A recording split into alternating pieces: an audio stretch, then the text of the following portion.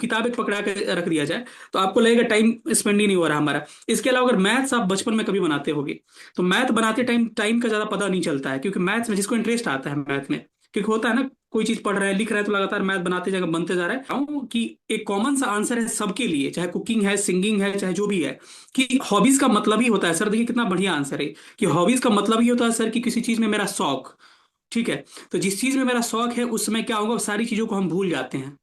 मतलब कि जो भी हमारे एक्स्ट्रा चीजें हैं वो मैं भूल जाता हूँ।